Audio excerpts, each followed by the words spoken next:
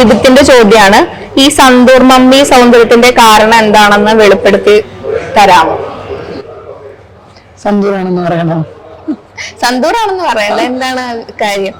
ഒന്നുമില്ല, പ്രോപ്പറായിട്ട് ആരോഗ്യം കാത്തു സൂക്ഷിക്കുന്നുണ്ട്, പ്രോപ്പറായിട്ട് വർക്കൗട്ട് ഉണ്ട്, ഭക്ഷണത്തിൽ ക്രമീകരണമുണ്ട്, അത്രയൊക്കെ ഉള്ളൂ. അതെ, ഇപ്പോഴും ഭയങ്കര സ്ലിം ആയി ഭയങ്കര അയ്യോ, അത് വെറുതെ കിട്ടുന്നതല്ല, നല്ലപോലെ പണിയെടുത്തിട്ടാണല്ലേ, നല്ല കഷ്ടപ്പെടുന്നുണ്ട്, ഇഷ്ടപ്പെട്ട ഭക്ഷണം പലതും ത്യജിക്കുന്നുണ്ട്, നല്ല പട്ടി പണിയെടുക്കുന്നുണ്ട്. കഷ്ടപ്പെട്ട മാത്രമേ ഉള്ളൂ, അപ്പൊ ഞാനും അല്ല, തീർച്ചയായിട്ടും അത് എഫേർട്ട് എടുക്കുന്നതുകൊണ്ട് തന്നെയാണ്. അല്ലാതെ എന്റെ ശരീരം ഇങ്ങനെ എത്ര ഭക്ഷണം കഴിച്ചാലും അതുപോലെ ഇങ്ങനെ മെലിഞ്ഞിരിക്കുന്ന ശരീരമൊന്നുമല്ല. ഭക്ഷണം കഴിച്ചാൽ നന്നായിട്ട് ഈ പറഞ്ഞ പോലെ ഭയങ്കര വണ്ണിക്കുന്ന ഒരു ശരീരമാണ്.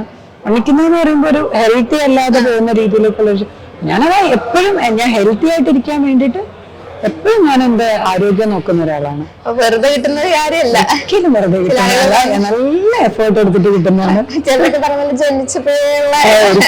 നല്ല എഫേർട്ട് എടുക്കുന്നതാണ്.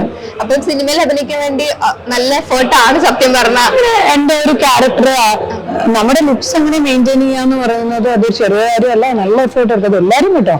അത് ആര് പറഞ്ഞാലും എല്ലാരും അത്ര എഫേർട്ട് എടുക്കുന്നതുകൊണ്ട് തന്നെയാണ് അതിന്റെ റിസൾട്ട് കിട്ടുന്നത്.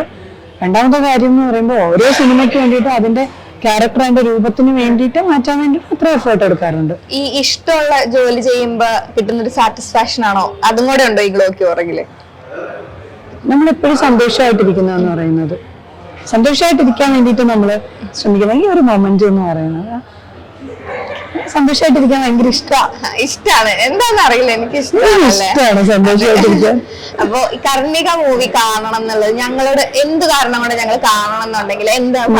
ഞാൻ ഇഷ്ടപ്പെട്ടത് ഹൊറർ ഇൻവെസ്റ്റിഗേഷൻ ത്രില്ലർ ആയതുകൊണ്ട്. അപ്പൊ ആ ഒരു ജോണർ ഇഷ്ടമുള്ള ആൾക്കാരൊക്കെ തീർച്ചയായിട്ടും തിയേറ്ററിൽ പോയി കാണണമെന്ന് ഞാൻ ആഗ്രഹിക്കുന്നുണ്ട്. അപ്പൊ എല്ലാവിധ ആശംസകളും. വെയില് പോലൊരു ബ്ലോക്ക് ബസ്റ്റർ ഹിറ്റ് ആവട്ടെ, അതേപോലെ തന്നെ അത്രയും റെക്കഗ്നൈസേഷൻ ഒക്കെ കിട്ടട്ടെ. ഉണ്ട് കേട്ടോ, കിട്ടട്ടെ എന്ന് ഞാൻ പറയുന്നില്ല, ഇപ്പോഴും അങ്ങനെ തന്നെയാണ്. അപ്പൊ എല്ലാവിധ സക്സസ് നേരുന്നു. Thank you so much.